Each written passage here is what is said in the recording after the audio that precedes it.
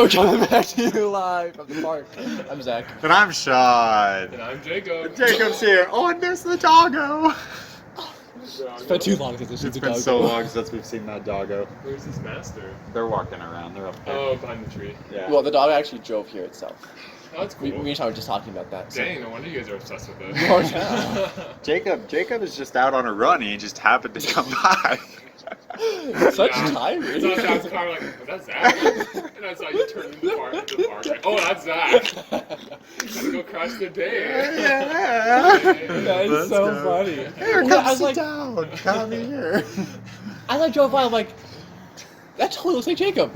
And then I'm like, there's no way it's Jacob. And then as I passed, I'm like, that was totally Jacob.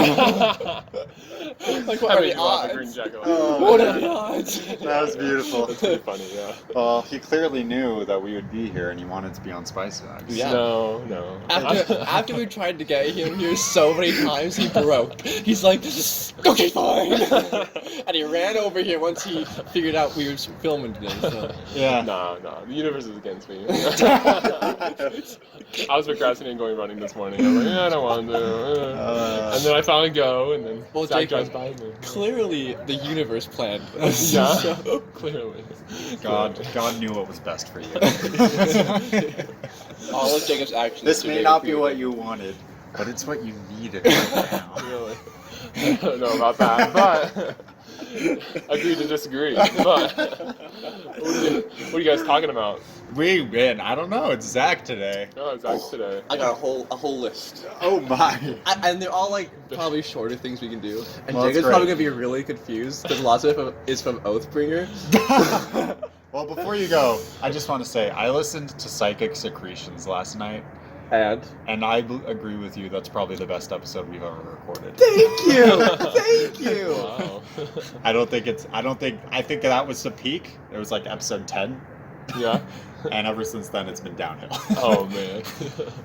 So I have three things, and like Jacob won't understand the context, but like he'll understand The meaning. the meaning. Yeah. So let's start off with the weird ones, so we get out of the way for him.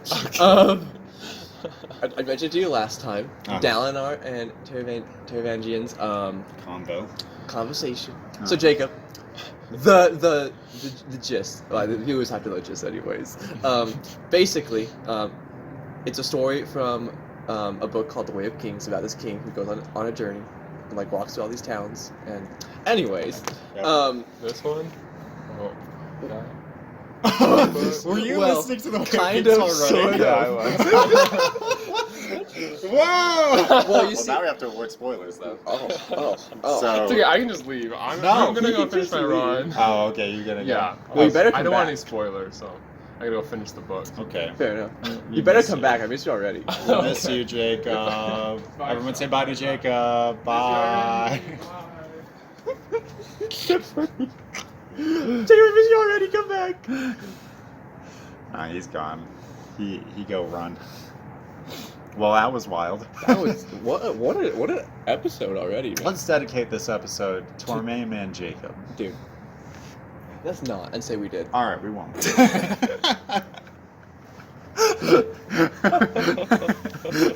Well, I'll put it in the title. This episode is dedicated to Jacob, and then in the episode we'll be like, no, it's not. That's perfect. All right. So, Taravangian and Dalinar. Yes. So they have multiple conversations about just like being a good ruler and like morality in Oathbringer. Yeah. But the one I want to focus on is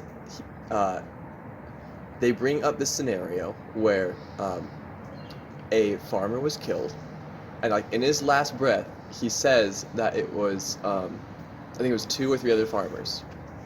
The problem is there are we'll say it was 2 farmers for the case. The problem is there are 3 other farmers in the village, and so they go and interrogate each and every one, and all of them are, like, swear by the stars that they are innocent.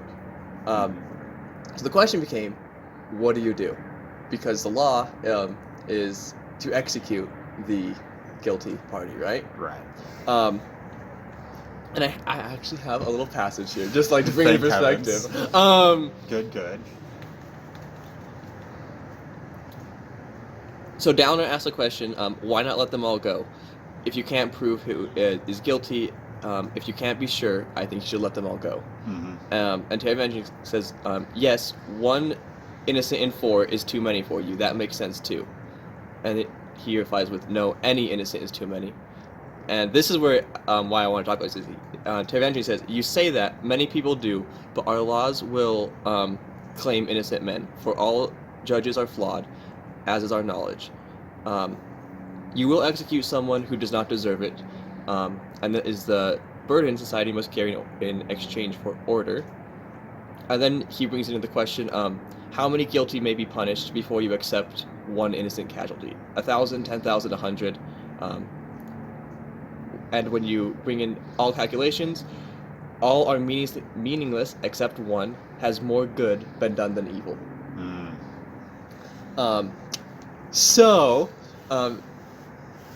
And Taravangian, he comes to the conclusion that you would execute all of the farmers. Yeah. And so in doing so, he would execute the innocent one as well. Right. And he says so, and he says, so I must execute them, and in doing so, I would weep every night for having done it, or something like that. And so that's the conclusion he comes to. The law must be upheld, even if it costs one innocent life. Yeah. And then Dalinar comes to the conclusion that he would just imprison them all. He's like, why not just imprison them all, and have the innocence of the one man almost counteract some of the evil done by the other 3. So I thought it was just really interesting thing, and I kind of was thinking of just our laws in general and what we would do. And the whole thing we have is innocent until proven guilty. Right. So we would let all 3 of them go. All of them go, right? Right. So it's just it brings into the question, is that... So here was my immediate thought, was first, innocent until proven guilty, right? That's the way we in our society would act, hopefully. Yeah. That's what we say, at least.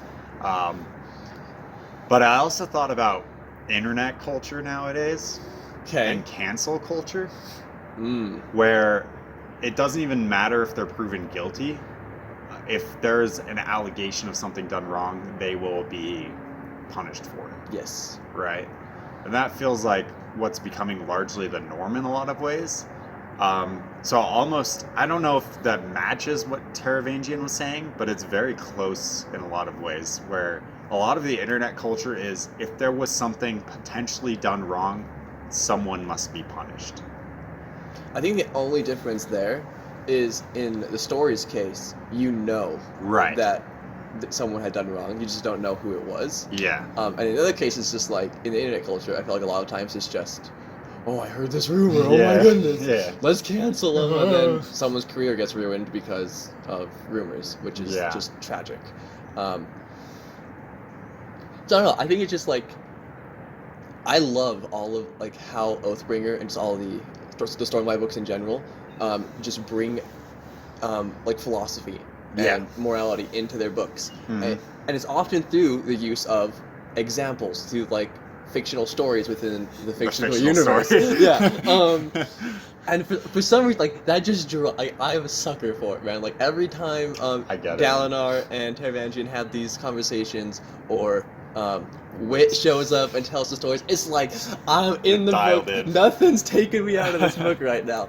That was one of them. And it's crazy to think that it's kind of funny, because we always joke about how life is just a point system. And then Taravangian is has more good been done than evil. Yeah. Where are you on that point system? I guess we follow this. Well, I was also going to ask, because this brings in very much the concepts of justice and mercy. So to what degree do we need to employ mercy in such a situation is really the question. So in Dalinar's case, he's okay, well, mercy should be applied where, since we don't know exactly who did it, they will all still get punished, but not as severely. Whereas Taravangian says, no, there will be no mercy. There has to be an example, right? But justice must be served, even if justice takes out people who weren't even involved. Is there a better middle ground than between those two? Do you think Dalinar's is the middle ground, or is there a better one that you can think of? That is so hard. Yeah, I know. That's why I asked it. See, the problem was, as I read it, I could totally like understand both like philosophies there, and I was like, and I didn't know. I almost went back to like the tall man. Like it was just like, I don't know. Yeah. Like what would I if I was a king in this era? Like what would I have done? Yeah. First thing, I do think that you can't just let the 3 people go. Yeah. Because they're murderers in this small village. They're just gonna do it again. But then that like I'm so conflicted because like I've grown up with innocent until proven guilty, and I like actually I firmly believe in that as well. Yeah. But it's like, you know, someone did it. It's so hard. I don't know. I do think that Dalinar's is like a good middle ground. I do think. Because it gives you the opportunity to get more information later, and then make the right decision as more evidence presents itself. With Taravangians, it's the action's done. Yeah. There's no going back once you make it. It does suck though for the person, because they lose a part of their life. Yeah. It makes me think of what happened with Kaladin and Rashon, his city lord. You know, how the city lord was, you know this, right? About how Rashon got sent there and why he did, right? So he got sent there as a punishment. That was maybe not as strong as it should have been, probably. And it affected everyone so much, you know? So like you don't, entire town. It's like easy. Maybe it's not even easy to say, but like, it's like, okay, there is a solution there where like, okay, we'll try to gather more evidence or whatever and try to figure out what really happened. But what are you affecting in doing that? That's a farmer. That's the farmers, their families, you know, have to fend for themselves for a while. Who are they farming for? Is it just themselves? Is it others? Will their crops be lower because of that? Will that affect a larger city? So the question there is, all 3 actions, either letting them go, imprisoning them, or killing them, is going to have that same consequence, though, for that innocent man. Mm-hmm. Because, one, he's going to be dead. One, he's going to be in prison, and the other one, he might be killed, right? Like, there's going to be 3 murders. And he knows who they are, right? So, in that case, safety is more important than anything else? I don't have the answer. Zach, answer! Sorry, let me... Yeah, put on your I know everything tie. Yeah. Perfect. It's been a while since we whipped those out. It's been a little... It's been like hanging in the closet for a little bit. There's some stuff going down my body today. Okay.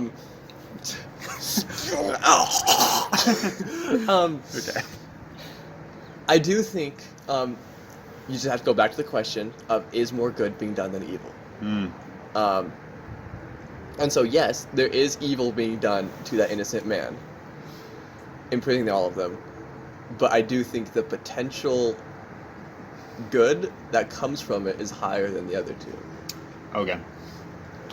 I can accept that. I won't push any further because you have more to go on, so I'll let it go for now. We'll argue about it off camera for a bit more. You guys can always tell us in the description why we're both wrong. Of course. The next thing, it actually comes from Whit. Hooray! My boy. And he talks about how art is not art if it has a function. Haha! And he brings up the example of a fork. Yeah. And the main purpose of a fork is to eat food. Mm-hmm. And he talks about just a plain fork, just any old fork you would eat with. And he's like, okay, now what if that fork is like completely just, it's like silver, it's super fancy, it has like all these waves in the fork, like it's really a really fancy fork. What is the function of the function of the fork is to still be a fork. It won't change anything. Therefore, the art has no function on the fork. Mm-hmm. You know what's awesome? I've been binging semester 1 of Spicy Nuggs. Okay. And I today listened to the Pooping is Art episode. Yeah. Where we talk about this. We talk because the entire concept was in one of my textbooks, it was talking about creativity, and one of the definitions, or one of the 3 criteria for creativity, was usefulness, according to them. Oh my so gosh, something was not yes. creative unless it was useful, and I was like, is that true? And Wit argues completely Yeah, against that, Wit's- saying Wit's on if the art has a complete opposite function, side. it's not art. Which, yeah, we never came to a conclusion on that because I derailed us by talking about how pooping is art. That is the most classic Slice Duck episode, man.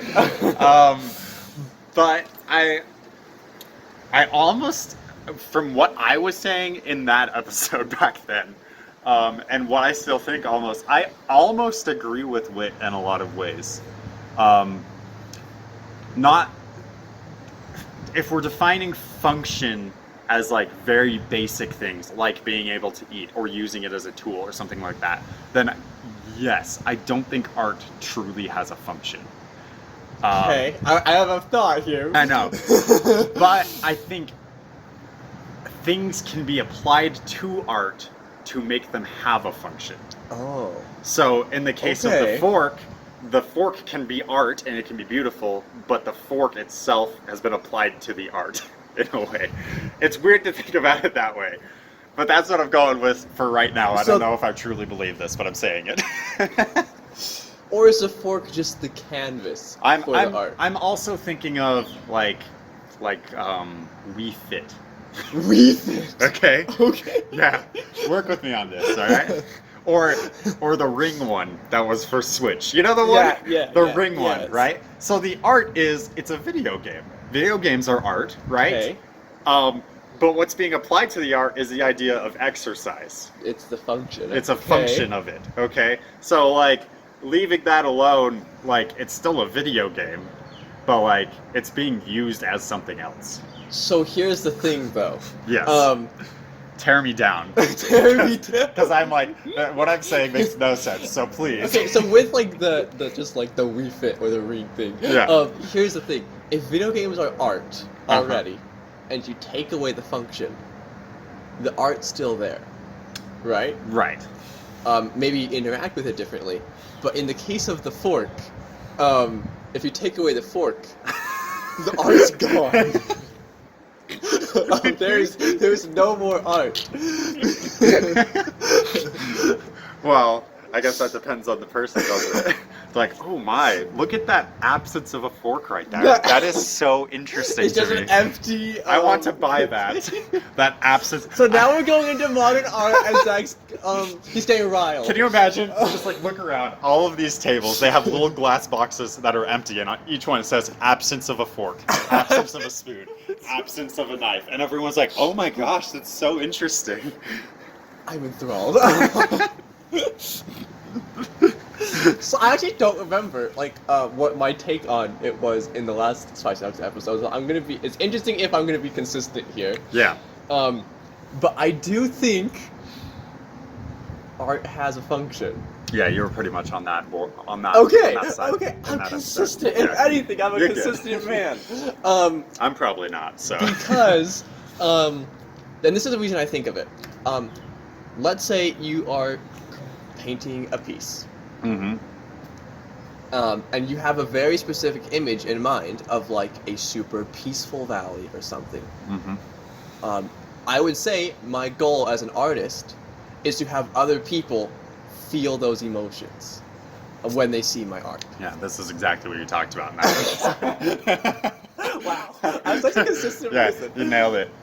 So that's my thought. Yeah. And that was what you brought up mainly, was like the function of art is to help people feel things. I guess it depends then what you're looking for as a function. Because like if the function you're looking for is something very practical, I don't think you can find that in art. Okay. I don't think you can find a practical function like helping you ascend like a ladder, you know? Like helping you get up to a high place, something very practical. Or in art alone, I don't think you have that practical feel. But I think what you if can. it's a higher state of being? I think you can. Like I said, like there's spiral staircases that are very beautiful. They help you ascend. But like a normal staircase would work just as well. It's still a staircase. It's still a so in that staircase. case, the art doesn't have a function except to make the staircase. So the function of art essentially is to make things feel better, which is okay. Obviously, I'm fine with that as a psychology major. I'm fine with the idea of helping things to feel better, but practically, I'm not sure there is a function for art. A practical, pragmatic. What's another word? It's like such a weird concept to try to work out. Yeah. I do know what you're saying though. Like it's not like art is going to help you accomplish some other task or something. Yeah. I feel, but I do feel art itself has a function. I would agree with you there. Just emotions or Yeah, I would definitely agree with you. the beauty of art itself. Yeah. Minus modern art because that's just trash. Look, it's the absence of a function. It's the absence of a function. Yo, I'm gonna make a T-shirt that has a little glass Absence case. of a function? Yeah. You know Oh what? my No, gosh, it's it's not so even good. it's not even a glass case. It just says absence of a function on it, and it's referring to myself. That we're texting Spencer. That's what needs to go on the merch store next. The The absence of a function. Should we make it sweatpants on the butt? Why not both? Why not It's a both? combo. It's just all over the place. All right. We're almost there. We could probably, if you have one last short I have thing. one tiny thing. Okay. One tiny thing left, and Sneak it in. it's because throughout Oathbringer, Mm-hmm. Shallan is like very concerned about showing Adeline Vale. Yes. Like Vale that is terrifies me. Vale is essentially an alternate personality that she has Yes. because she can like transform how she looks. Mhm. Okay. Um, Just for the viewers. and even when they were going down to fight, spoilers, many spoilers here. Spoilers. Skip ahead. There if it you is. don't want spoilers. Even when they're going down the tower to fight the Unmade, Mm-hmm. that was still a concern of hers, like because she was wearing Vale's clothing, right? Yeah. And so she used Stormlight to cast an illusion over Vale's clothing of the Havan. There's an illusion over an illusion, essentially. yes. Yeah. So it was like that was her main concern in that moment was Adeline can't see me like this. And then finally, near the end of Oathbringer, she actually just walks in to it was the seamstress's house that they were hiding in Kolinar, Mm-hmm. Yes. and she's in Vale's clothing still, but she's Shallan. It's after Shallan had a moment with Yes, Wit. a moment. And I loved how he reacted. Adeline? Yes. Mm-hmm. Because she walks in and he was just like, Shallan. He's like, and he was just like judging, like he was just like, that looks really. He's like, that looks so good. Dang, He's girl. Like, it was like pose. Dang, girl. Pose. And he's like, oh, that white with the red hair looks so good. He's like, the jacket's a little big, but and he's like, did my seamstress make this for you, right? Mm. And she's like, and her reaction just was, oh, Adeline. And so the big thing was, I think a lot of times, we have an idea of how people will react to something, and that we assume people will react a certain way to something that we do, or, and I think a lot of the times we're wrong. Yes. And this example was like so perfect in Oathbringer, because it's just like a short little sequence of events that happens. But like when I read that, I was like, "Oh my gosh!" Like finally, I'm like, I've been waiting for this for ages.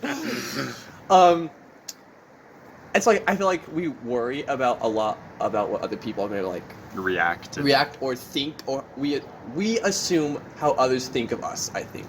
Yeah. And how I think that can just be detrimental.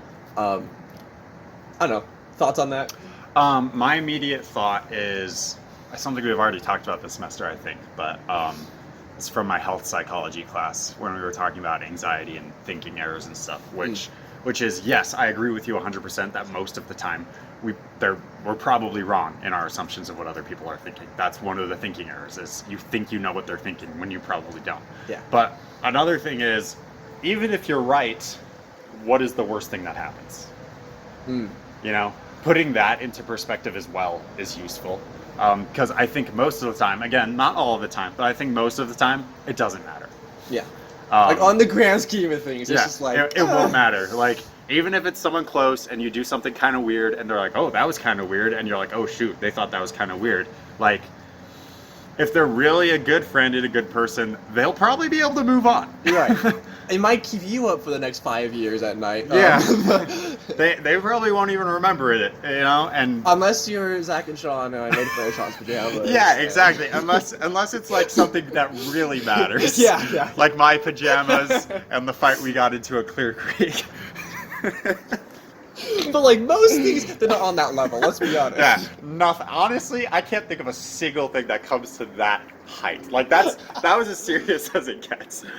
Wait, no. One other thing ascends above that, and that is when you shoved me into the bathroom stall. The thing I don't remember. Exactly. See, he doesn't remember. And I was the bully that time. So what because I traumatized Sean and I forgot about it myself, so it's fine. So if you're bullying people, just be sure to forget about the bullying that's happening. Yeah. Yeah. And then you won't be traumatized or feel guilty. No, don't listen to Sean's advice. It's horrible. Thank you all so much for watching. I'm still Sean.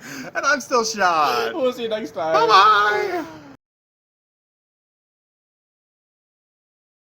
Spicy Nuggs, Spicy Nuggs is our friend.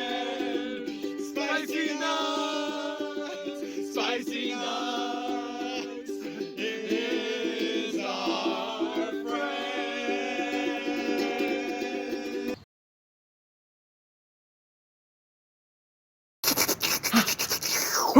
Beautiful. Ha! Look at this. Uh-oh. Uh-oh. Uh-oh.